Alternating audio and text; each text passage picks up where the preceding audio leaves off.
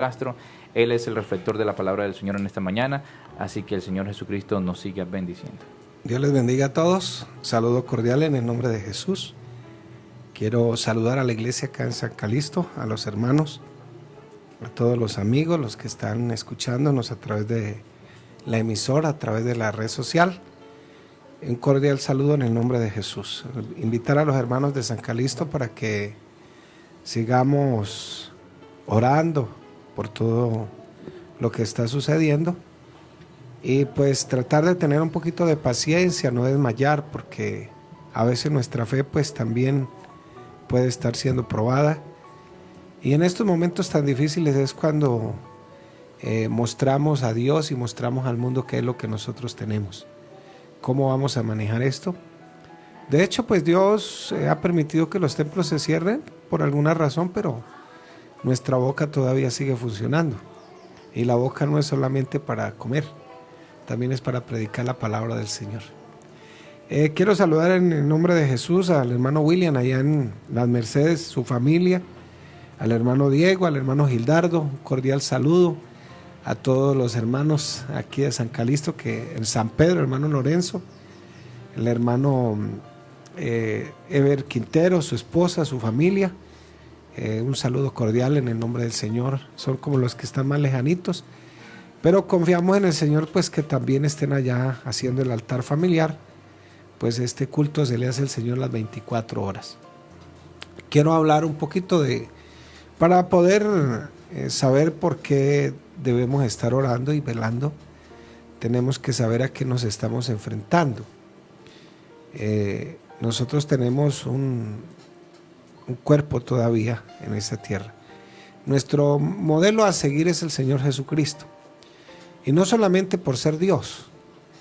Algo curioso, cuando en la universidad había una materia que llamaba ética cristiana, algo que me pareció bastante curioso es que por lo general uno ve ética en todas las carreras de la universidad. A los estudiantes en el colegio se les enseña qué es ética también. Ética tiene por definición como esa tendencia a hacer lo bueno, lo correcto delante de la sociedad. Pero hay éticas que solamente se quedan en el escritorio, en la oficina, en la carrera, hasta ahí nomás.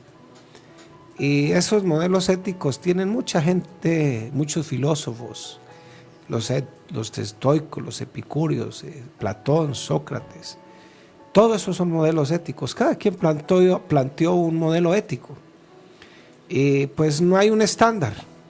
Las universidades por lo general tienen un objetivo epistemológico, y también manejan una ética, y por lo general tienen una corriente filosófica que muestra esa ética. Pero lo más asombroso es que ningún modelo en particular. Nosotros sí tenemos un modelo ético, y es Jesucristo hombre. Ese es nuestro modelo, y esa es la gran diferencia con relación a la ética filosófica o lo que sé yo. Por eso todo nuestro modelo se basa en Cristo, y Cristo no solamente en esta tierra fue Dios, como nos lo explicó ayer el hermano Eduardo, sino que también es todo hombre.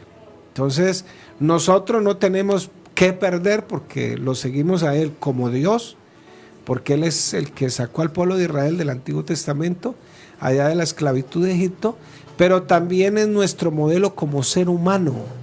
Así es que se le sirve a Dios, en otras palabras. Así es que este era el modelo inicial de Dios cuando hizo a Adán. Por eso el primer Adán cayó y todos caímos, todos heredamos el pecado, pero el postrer Adán, que se llama Jesucristo, ese postrer Adán es el modelo perfecto, es el Adán que sí vale la pena seguir. Se llama Jesucristo el Señor. Quiero leer unos textos de la palabra del Señor en Lucas capítulo 4, versículos del 1 al 13. Dice la palabra de la siguiente manera: Jesús, lleno del Espíritu Santo, volvió del Jordán y fue llevado por el Espíritu al desierto por 40 días, y era tentado por el diablo, y no comió nada en aquellos días, pasados los cuales tuvo hambre. Entonces el diablo le dijo: si eres hijo de Dios, di a esta piedra que se convierta en pan. Jesús respondiendo le dijo: escrito está, no solo de pan vivirá el hombre, sino de toda palabra que sale de la boca de Dios. Y le llevó al diablo a un alto monte y le mostró en un momento todos los reinos de la tierra. Y le dijo el diablo: a ti te daré toda esta potestad y la gloria de ellos, porque a mí me ha sido entregada, y a quien quiera la doy. Si tú postrado me adorares, todo será tuyos.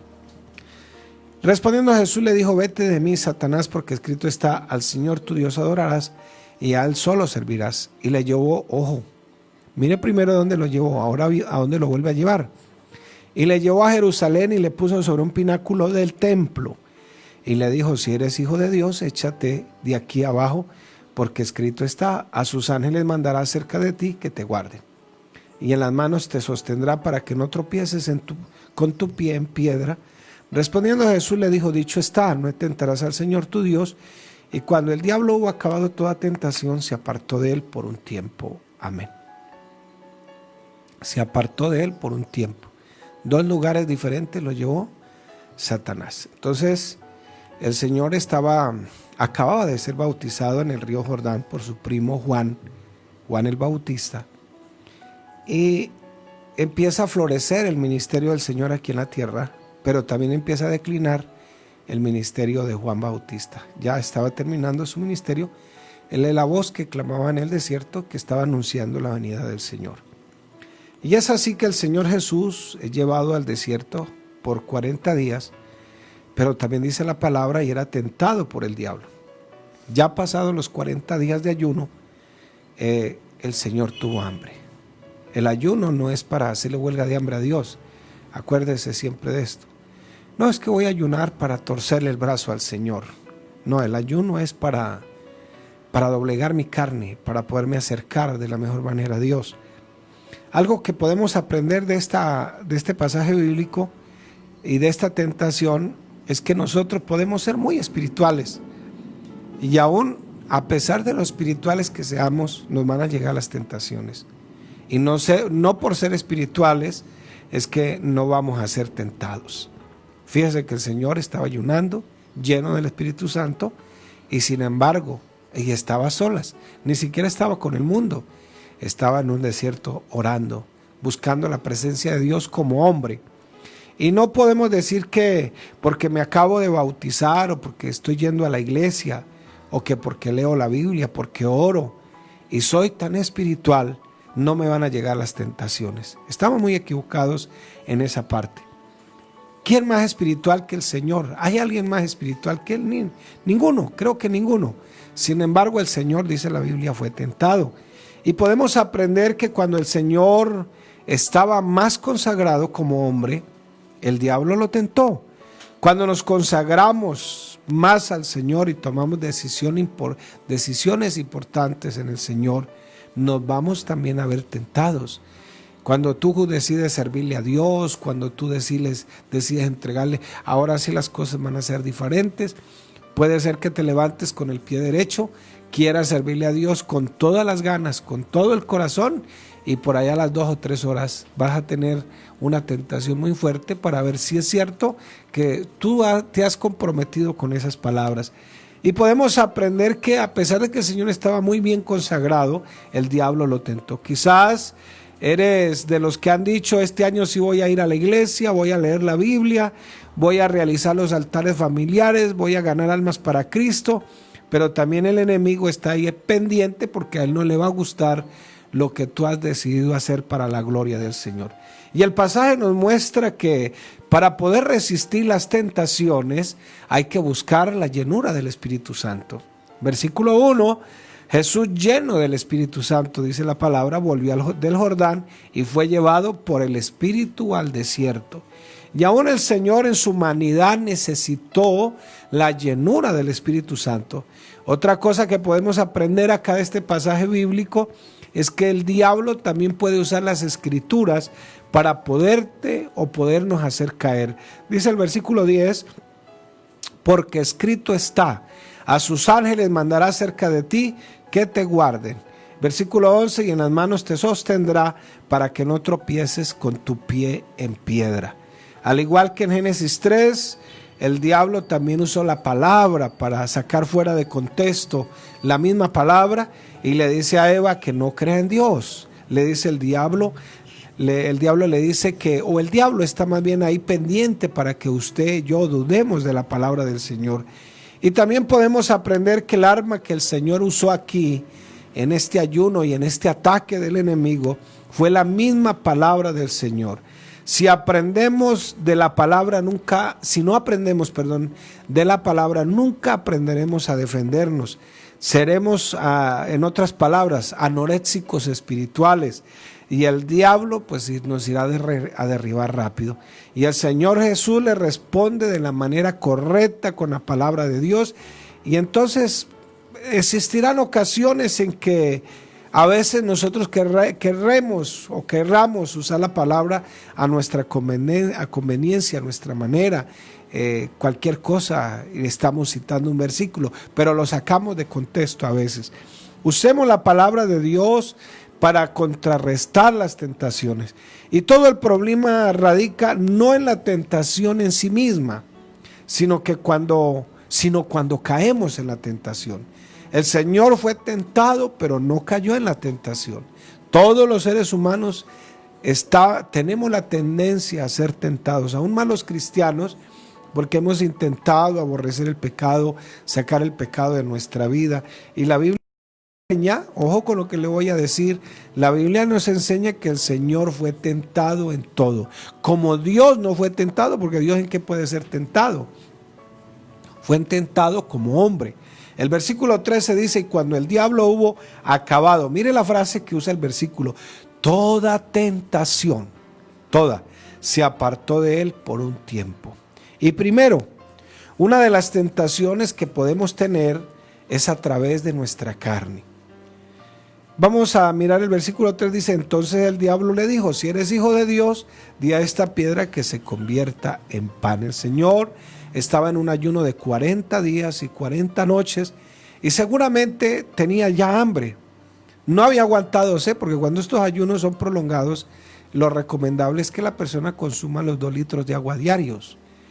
Pero este hombre, como Dios como hombre más bien, seguramente ya tenía hambre, quizás en su pensamiento, él sabía que necesitaba comer.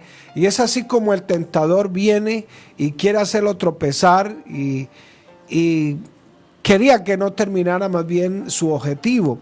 Y dice Primera de Tesalonicenses 5:23, y el mismo Dios de paz os santifique por completo y todo vuestro ser.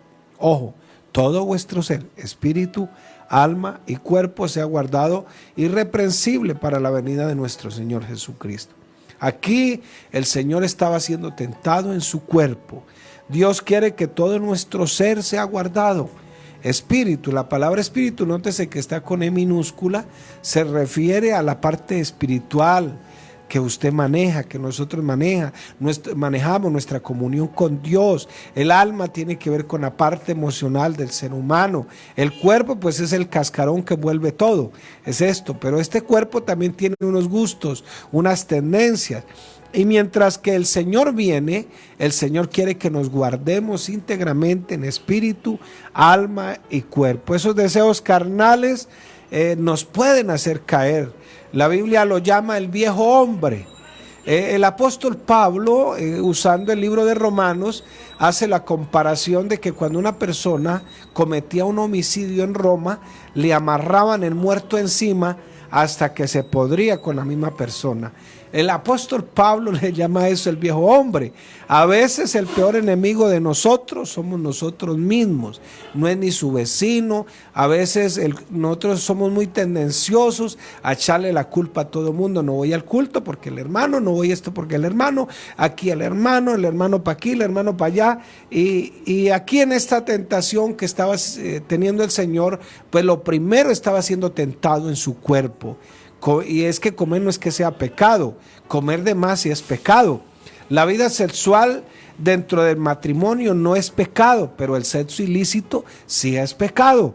Cuando nos saltamos las leyes divinas, nada en esta vida estará bien, nada estará bien. Y cuando el diablo le dice al Señor que convierta esas piedras en pan, le estaba tocando ese deseo humano y Y lo mismo nosotros, a veces usted que tuvo vicios, que dejaron los vicios y llegamos al Señor y dejamos todo eso, porque para nosotros lo más importante que empezó a surgir es que el Señor ahora en nuestra vida era lo más importante.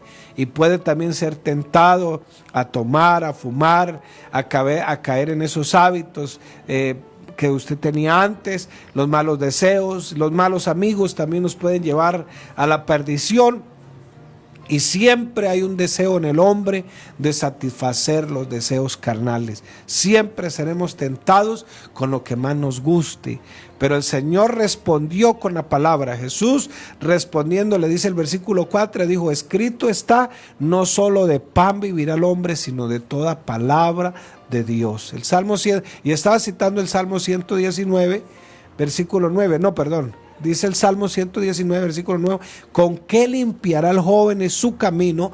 Con guardar su palabra. Ese es el mejor antídoto. Salmos 1, 2 y 3 dice: sino que en la ley de Jehová está su delicia, y en su ley medita de día y de noche, y será como árbol plantado junto a las corrientes de aguas, que da su fruto en su tiempo, y su hoja no cae, y todo lo que hace prosperará.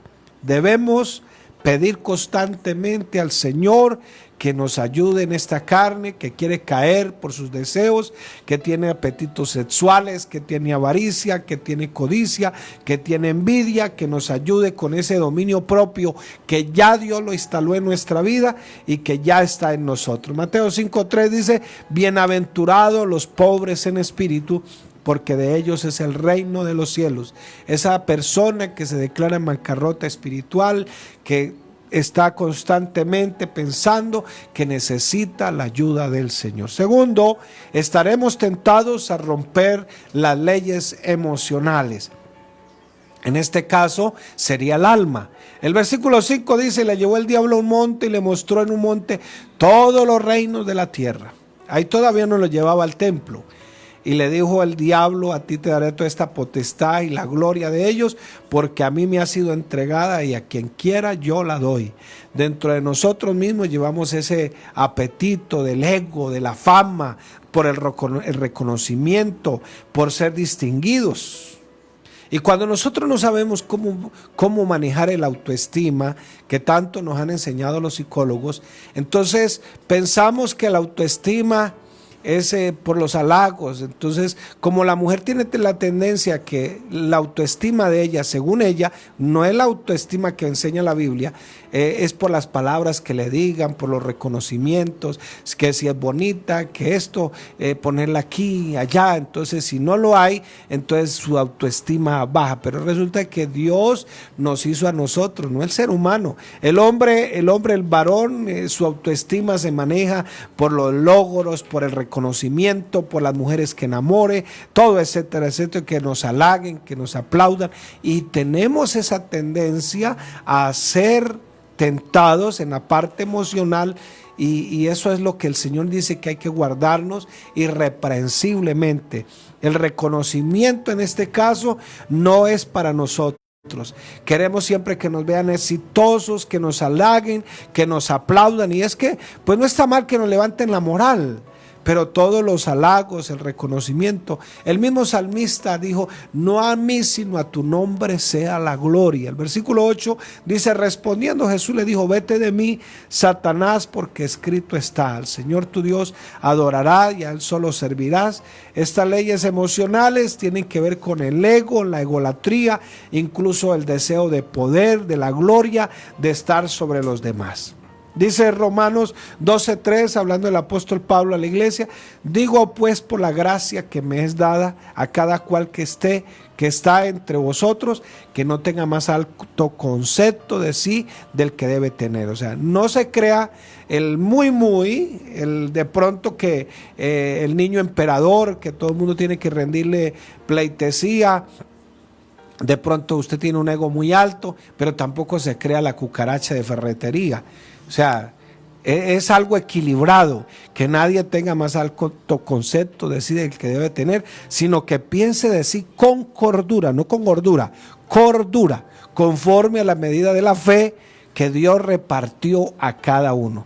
Hoy existen también muchos atormentados espirituales y muchos atormentados emocionales. Mire lo que dice Mateo 4:24, y se difundió su fama por toda Siria.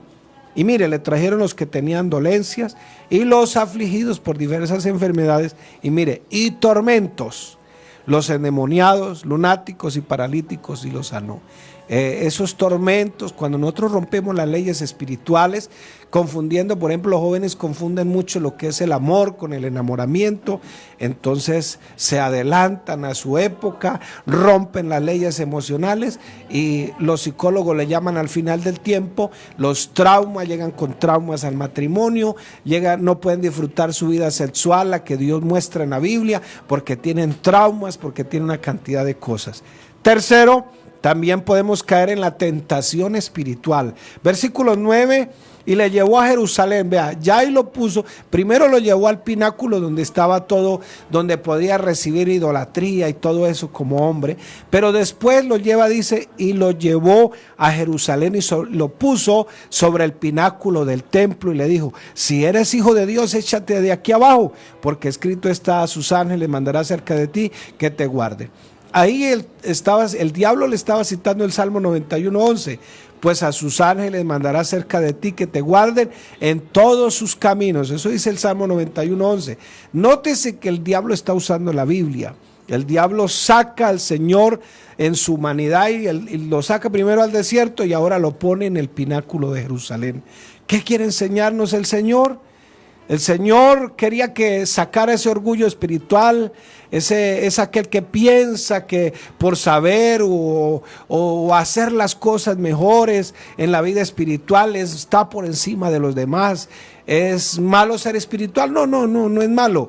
El problema es que uno puede caer en que esa espiritualidad, esa santurronería, digo yo a veces, que a veces se cree que más de los demás, y puede llevarnos incluso a despreciar a nuestros mismos semejantes. Primera de Corintios 10:12 dice: así que el que piensa estar firme, que mire que no caiga. Porque existe la posibilidad que cuando nosotros nos creamos más espirituales, entonces vivimos juzgando a los demás. Es que los demás no hacen esto, es que los demás hablan así, es que los demás comen así, es que los demás se visten así, es que los demás esto, por eso que no sé qué, y por eso a veces terminan muchos yéndose de la iglesia, porque la iglesia no cumple las expectativas de los super espirituales y caemos en esa desgracia. Pero en la iglesia es el hospital de Dios. Ahí llegamos todos los enfermos para que el Señor cure nuestras heridas, vende nuestras heridas. Somos seres humanos, tenemos esa tendencia, claro, tenemos esa tendencia. Y entonces pensamos a veces: yo voy a estar bien, no vamos a caer. Y mire lo que dice Santiago 4:10: humillados delante del Señor y Él los exaltará. Y mire lo que dice Primera de Pedro 5:6: humillaos pues bajo la poderosa mano de Dios, para que Él os exalte cuando fuere tiempo. Cuando tengamos la tentación a la mano, ¿qué debemos hacer? Humillarnos delante del Señor. Porque podemos caer en esa desgracia. El fariseo cayó en la desgracia de despreciar a su hermano el publicano. Y podemos caer en ese problema, que como a veces nos creemos incluso más santos que Dios, más espirituales. Yo ayuno tantos días, yo diezmo tanto, yo sí voy a la iglesia, yo sí. No, eso no está mal. Gracias a Dios porque lo hagas y lo sigas haciendo. Pero ojalá no caigas en la tentación de creerte más santo que Dios, porque aquí ni siquiera el Señor guarda el enojo para siempre, dice la palabra. Y para concluir, quiero preguntarte en esta mañana: ¿qué nos hace caer? ¿Qué nos tienta más? Y por eso el título de este sermón: velad y orad, dice Mateo 26:41. Velad y orad para que no entréis en tentación. El espíritu a la verdad está dispuesto, pero la carne es débil. Santiago 1 del 14 al 15 dice: sino que cada uno es tentado cuando de su propia concupiscencia, o sea, ya está ahí en el cerebro, es atraído y seducido.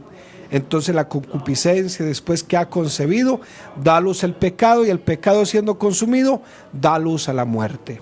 La palabra muerte significa separación. La salida de Dios para soportar la tentación, ¿cuál es la salida? Mire lo que dice Primera de Corintios 10:13. no os ha sobrevenido ninguna tentación que no sea humana, pero fiel es Dios, que no os dejará ser tentados más de lo que podéis resistir, sino que dará también juntamente con la tentación la salida para que podáis soportar. Quiero decirle a mi hermano y amigo en esta mañana, Dios no tienta a nadie.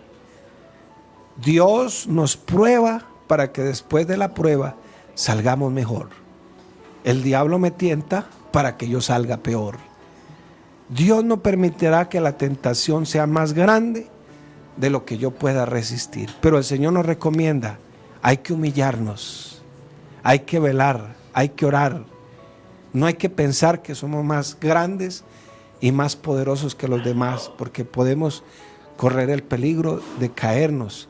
Dice, así que el que piense estar firme, mire que no caiga.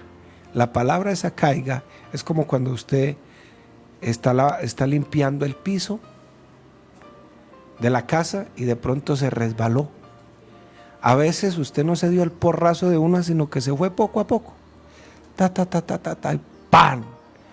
Y después se golpeó y hasta se dio en la cabeza y hasta perdió la conciencia. Así son las caídas. Pero aquí en el Señor, la fórmula, Santiago 4:10 nos dice, humillaos delante del Señor y Él os exaltará. Y primera de Pedro 5:6 dice, humillaos pues bajo la poderosa mano de Dios para que Él os exalte cuando fuere tiempo. Amén. Dios les bendiga, mis hermanos.